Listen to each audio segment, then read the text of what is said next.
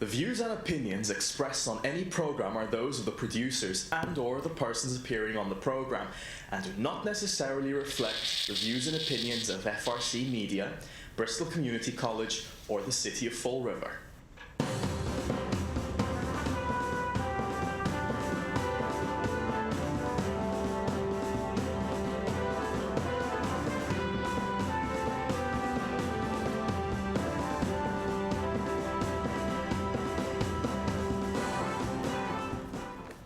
Well, hello. Welcome to Spindle City Straight Talk. I'm Chip. And I'm CJ. And it is E-1. Election Day -1. Tomorrow is the big day today, and I can't wait for Wednesday's show because we're going to find if the invading hordes of change are victorious over the entrenched hordes of political patronage, and we're going to see if people do go to the polls as we've encouraged, and hopefully we'll have a very good turnout, and hopefully we're going to have people who pay attention to the candidates and stuff. But before, we have someone that we're going to bring on shortly, but I just got to say about tomorrow. Tomorrow is coming very quickly, and we've talked a lot about the politics of Fall River, and I just want to remind everybody before they go to vote to look at the facts. Don't listen to the hyperbole. And the fact is that what disturbs me about a lot of these, especially these incumbents, is they don't speak the truth. They manipulate the truth. You know, as when the mayor said that 19 out of 20 people said they wanted the fee increase, the trash fee, when he framed the question like, do you want to pay $5, $10, or do you want to burn to death and have roving hordes of bandits kill you on the street because we're going to lay police and fire off?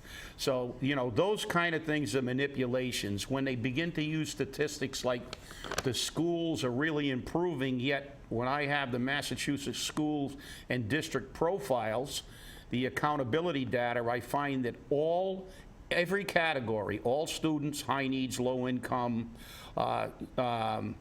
Asians, African Americans, Hispanics, Latinos, multi-race, white, all of them have one thing in common. The comment is they do not meet the target. But they tell you everything is always rosy. They paint a rosy picture. Now, they talk about we have a city that the average income is the second lowest in the state for any city of our size. They're overburdened with taxes and underserviced. And when you go to the polls tomorrow, remember, you know, don't read the campaign slogans. Look around you and see if it's a better Fall River. And before I turn it over to CJ for his little hello before I bring this guest on, I will say that, you know, for those who say that, you know, we don't do any good here, we're always negative and stuff, I went by the corner of South Main and Rodman yesterday, and it's cleaned up. So I guess the fact that I said there were 11,000 cigarette butts and trash all over the place, they must have sent somebody down there. So somebody was listening. So it was nice to see it actually is cleaned up a little. It's still not great, but at least it doesn't look like a third world country. So with that, I'm done with my opening for today. So you won't have to wash your sneakers next time you're down there? No, I won't. Well, you know, it's interesting because, again, you know, the eve of any election always gets to be very interesting. This weekend, I wrote 3 articles, which my brain is taxed now. You know, I can barely write one sometimes. But, you know, we have to address, as you said, what these people are actually stand for, what they've actually done when you're dealing with the incumbents. And then you can only go by what the candidates say that are seeking in office. You know, the reality of the matter is Fall River needs change. It needs a huge change. And a certain group on Facebook has exceeded the 10,000 mark. So of course, I had to make a comment about that and say, if 60% of you people came out and voted for your particular candidates, you'd stop the election. Because you'd make a change. That would be 6,000 people. And you would make a significant change in government. You would show that you're a force to be reckoned with. And of course, as you know, the Facebook warriors come out and say, oh, well, my opinions count when I get into a public debate here. Well, that's a wonderful thing, and that does share some information, but guess what? I go out to the city council meetings. I know you go out to the city council meetings. I know Jordan goes out to the city council meetings. I know that Michelle goes out to the city council meetings. Carlos goes out to the city council meetings. And we all say what we need to say. But we do that publicly so that everybody can hear it, not a select few. And I think that's one of the things that's most important for us to happen, is that we need to voice what we feel we need, and then we need to get behind it and back it up and vote for what we desire. And we are the cause of our problem.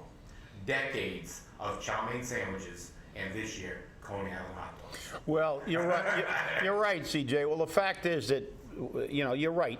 Somebody that wants to look at a social media source like Facebook and say that the debate is good, he's passing on knowledge. And I will have to give you a little bit of the Tao Te Ching, a little Lao Tzu. Knowledge is merely the gateway to the house of wisdom. Because you know about something doesn't have any effect on that unless you do something about it. You can know you're an alcoholic, and if you don't stop drinking, you remain an alcoholic. The fact is that all the debate on Facebook doesn't do any good if you're still on Facebook the day after the election and you didn't vote and you're complaining again. The reality is there's only one way to affect change, and that is to put your money where your mouth is and get up tomorrow and vote. And I hope we have 10,000 people although I don't think I think a lot of them don't even live in the community. But the fact is, I hope every single person who comments on Facebook and lives in this city goes and votes. As I said, I have always, been a proponent of, I would like to see a 100% turnout, and whether my people win or not, the people that I feel are the best people, I will then have to live with what this, then it'll be a true government. The people have spoken, and I have to live with the government, but at least in reality, if we have a very high turnout, the people have truly spoken, not 12 or 14 or 15% of the population is going to give us is going to dictate what kind of government we have, and that's wrong.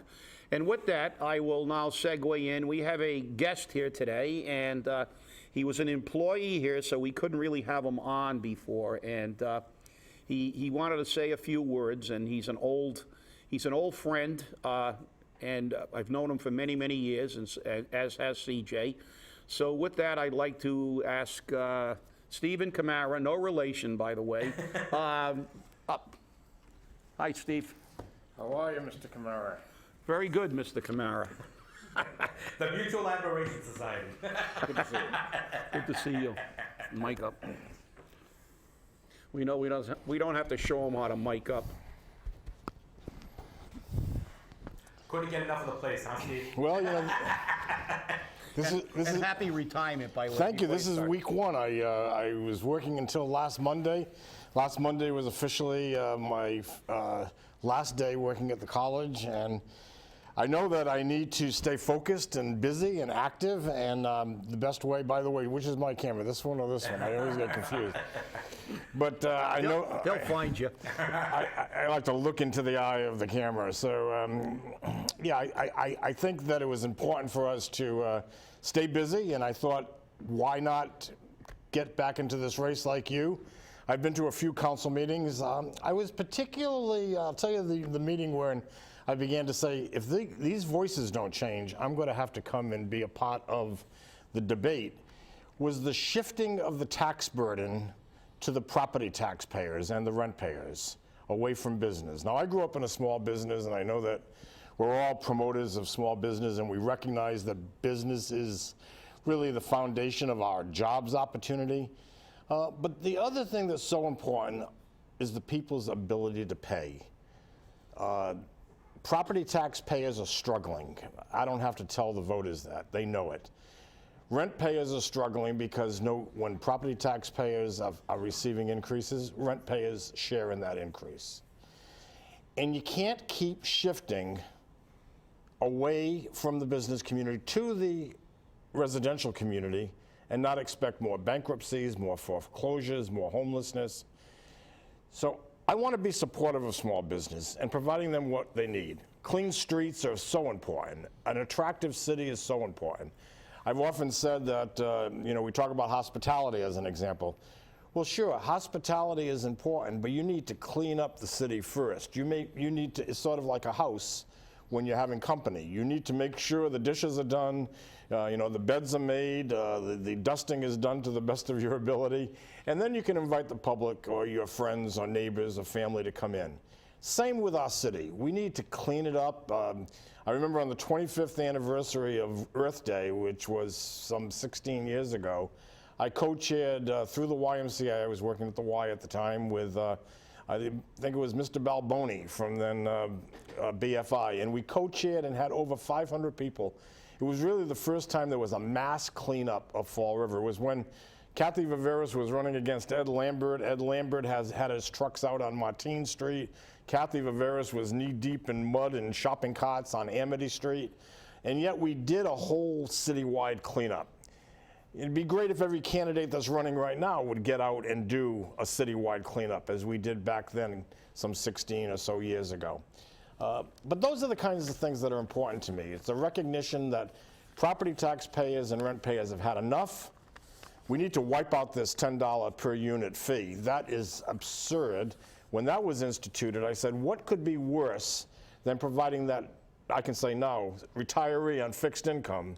I'm thinking of more of the elder. I mean, my Aunt Evelyn always used to say, how can I do it? How can I pay for food and medicine? And she would be outraged today if she had to pay for a unit fee. Puts out a little bag of trash paying $10. And a family with 5 kids, 3 dogs, 2 cats, they're putting out 6 bags of trash paying the same amount, each paying $10. Is that fair? By any standard, it's not fair.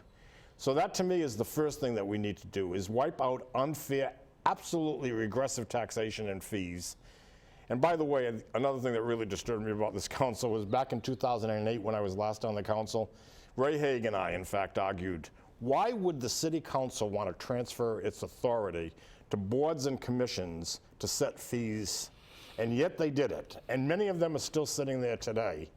And it seems to me absurd for them to say today that they're the champion of the renters and the payers and the voters of Fall River, when they shifted their responsibility to commissions and boards to set the fees, many of which we're now absorbing and we're eating, if you will, the dumpster fee, the fee attached to the disposal of trash that they're still struggling with in the ordinance committee. But yet it was a shift that the council voted for back in 2008. And again, Ray Haig and I argued, City Council, this is your authority. We need to take tough votes sometimes. We need to either vote yes to increase or no not to increase. But that's something that should remain with the council. This council shirked that responsibility. So I'm all about change. I've always been about change. I know that it's kind of tough after you've served on the school committee and served in the city council to say you're the agent of change. But just think, if my positions had prevailed, some of which I'll just mention, we would have an airport today. We never would have spent money on the LNG fight because we would have had an airport. The last vote, a 5-4 vote of the council that I served as president as, was to keep an airport open. Let that be a method of transportation for those who are working in the economic development field, because there were planes flying in and out of Fall River, and they were using the industrial park. Would we cut off our roads or our rail or our rivers to transportation? No, but we cut off air transportation. That was a position that I had taken. Another position that I had a majority vote on for a short time was keeping the police station downtown, investing in our downtown and keeping the courthouse on Rock Street. Again, cost effective. If you have a prisoner that spent the weekend in the jail, how nice to bring him through an underground corridor into the courthouse, not paying for people to transport him from Pleasant Street to South Main Street. It all made sense, but yet Steve, we have not that. Steve, So when does things that make sense ever make sense for government? It's tough. It's tough. And I find it interesting that you brought up the fact that the city council abrogated their responsibility by passing, actually accepting a mass general law, which turned all their right to set fees over to the boards and commissions. And they play ignorant to it now. People who are on the council now, that were on the council then, and you know who they are, oh no, we never did that. We didn't do that. Yes, you did. And they had to be reminded of that vote. It was a 6-2 vote with one councilor absent. Yeah. So, it's amazing at how the revisionist history keeps happening. And Chip talks a lot about revisionist history. And we have a lot of it here at Fall River. And we can no longer tolerate that. And you and I both know, Steve, Chip, and I both know, the three of us have had contentious debates. We've never, ever made this personal. Never. And that's the thing. That's why in the city council right now, there aren't debates anymore. It's my way or the highway, and everything becomes a personal attack. That's not what we need. You're right, and I've got to interject here. As you said, we have been on opposing sides many times, and we have been on the same side many times. I will remind you, there was another vote that is near and dear to my heart. You're one of the people who supported maintaining a civil service fire chief, and all the dire predictions we made came true, and we had to go back to that. Absolutely. So you were right. But the thing about it is, I will say that while you were a member of the council in past, in the past, you always took a position, as we always encourage on this show. You take your position. If you feel you're right, you fight for that position. And whether I agree or disagree, I respected that. And I can say, as you were a councilor for a while, and we can say that there was a lot of debate, sometimes contentious. Absolutely. But that's what makes good government. This is what disturbs me about what we see today. They think everybody is supposed to be a bobblehead and nod their head, and their job is to agree with the mayor. And if you don't agree with the mayor, you're some type of obstructionist. A phrase I've used, I think, in every election I've ever run is democracy demands participation. The council members need to remember they're civil servants. When the public comes to speak their mind, they need to be treated with respect. I haven't seen a lot of that in the council chamber. And then when the councilors are not treated with respect by the audience, then they say, what? You're not treating us with respect. Well, it's a two-way street. We're public servants. When we get elected, we are the public servants. I want to encourage participation at the council meetings. This 3-minute rule was only meant to be for citizen input time before a regular council meeting. When something goes before a subcommittee, that's where you go for full discussion. And yet to see a 3-minute rule established for subcommittees, not the way it was supposed to be. When the airport issue is an example, very contentious at the time, I made sure I set up 2 tables. In fact, custodial staff, I used to put them through a lot, because I'd say I want to have 2 tables on either side of the finance committee table so that an equal number of people can argue each side of the position. And I kept time to make sure that if 5 minutes were given to one side, 5 minutes was given to the other side. I like raucous debate. That's what democracy, and I've heard you say this as well. Democracy is about serious debate. It's about confrontation. One needs only, as you've mentioned also, watch the House of Commons in England, for government from which we've come, and in a sense we are from English heritage in some ways, at least the political system to some extent. And certainly we should have that kind of vigorous debate on the critical issues that face us, because it's only through vigorous debate. You know, you've mentioned someone. I have a little quote that I received from Chief Justice Earl Warren. And Chief Justice Earl Warren said, anything I've ever done in my life that's been worthwhile, I caught hell for. That's where I want to be. I want to catch a little hell from people here and there saying, you know, why are you taking this position or why are you taking that position? Because you know you're doing something right if you've gathered up some steam. And I'm going to mention one other thing. I served with John Medeiros for many years, and many would say to me at election time, you know, I'm voting for you and John Medeiros. And I would often say, And John became my really closest friend. I think probably of all the councilors I ever served with, I honor him the most. Because he knew where he stood, and he argued his position, and I often disagreed with his position. But at the end of the day, I loved him and his family, and it hurts me even to think that he's passed, because he was an honest man that gave his position, and people would say, I'm voting for the two of you because you're both honest people that give your position and you stand by it. So I want that vote. I want the vote if you want honesty and we want an advocate for the people's interest, and you want to make sure that the doors are open for the public to come in and argue their perspective and be appreciated and respected.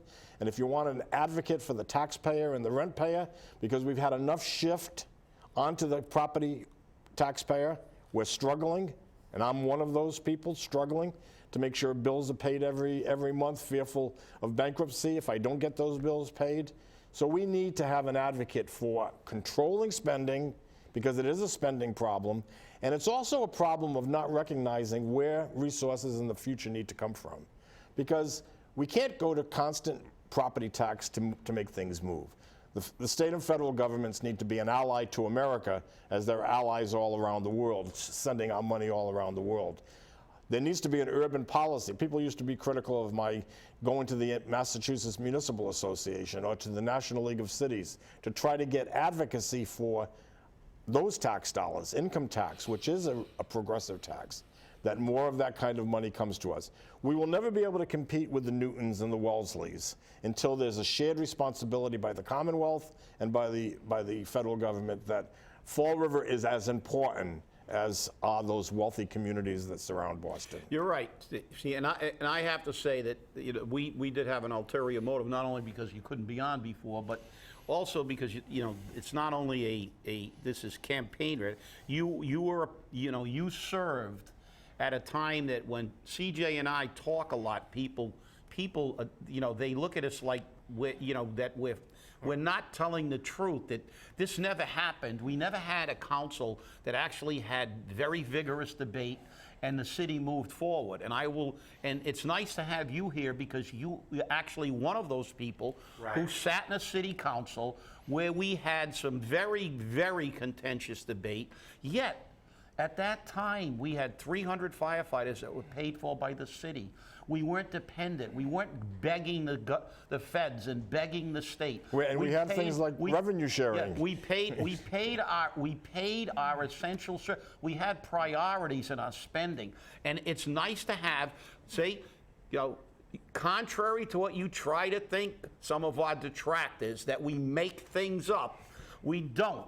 This man sat in the council, was the president of the city council, and at a time where there were more than one, as he said, Jack Medeiros is a good friend, and he was a good friend of mine, and we would philosophically, politically, diametrically opposed on most issues. But the fact is, he was an honest man who took a position and fought for it tooth and nail. And as did Steve. And Steve was most of the time disagreeing because, John was a very conservative Republican kind of guy, and you're a very liberal Democrat kind of guy. And, never the twain shall meet. Who knows how to watch his money? Who knows, yeah. We're not saying you're not a fiscal conservative, but the fact is that, this just goes to show that, debate isn't bad, as you said. This is government. This is the propaganda that the current politicians have fed the people of Fall River. And a lot of the younger voters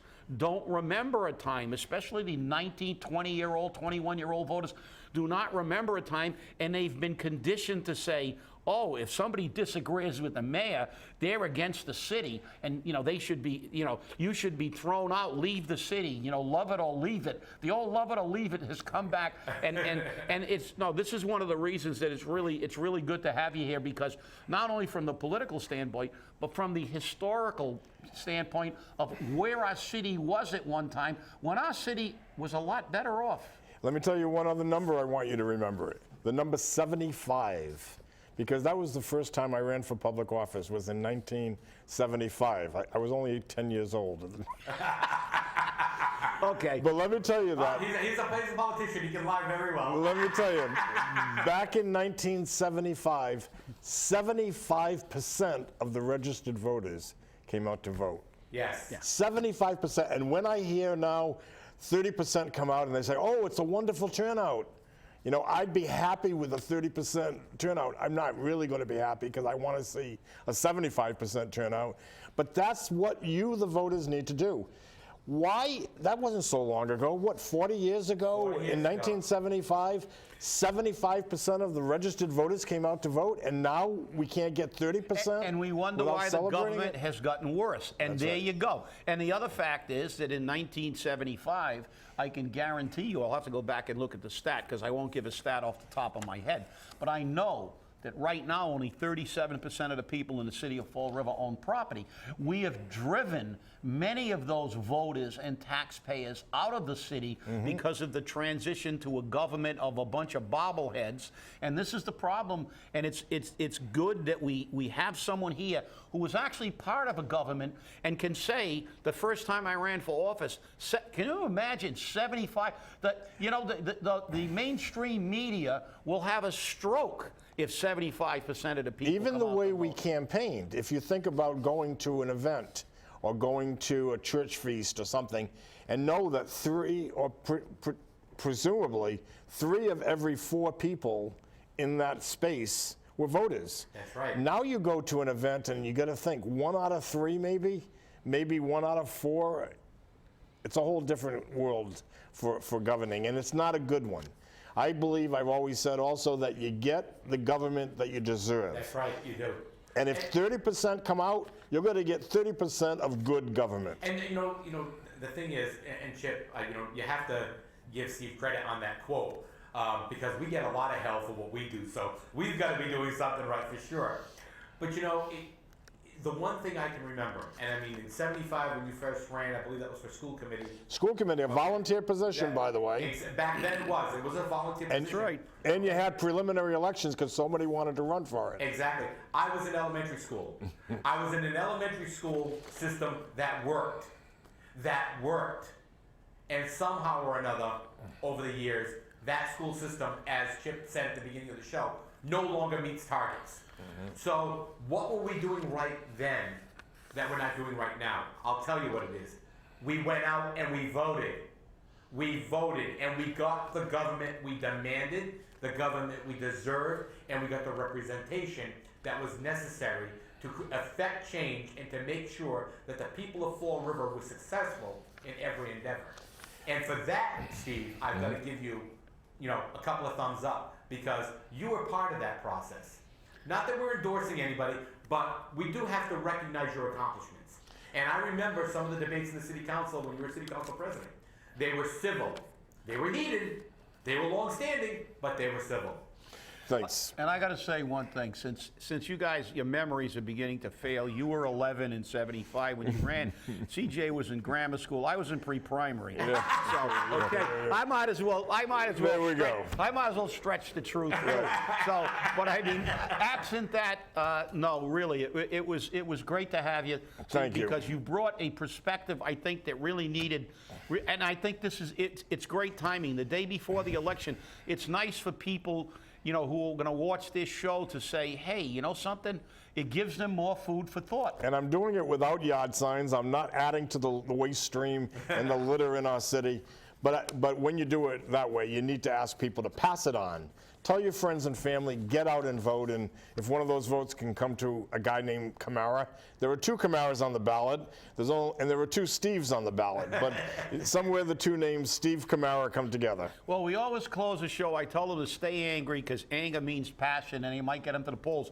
But also stay informed. And you helped pass a lot of information today, Steve. Thank you very much. Thank you, Bob. It's a pleasure. And remember, people, tomorrow is our primary day. Please be sure that you get out and vote. If you don't go out and vote, you get the government you deserve. Stay angry, look at the candidates, and vote tomorrow. We'll see you on Wednesday with a heated show, and we're going to talk about those results. Vote early and vote often. Can't do that.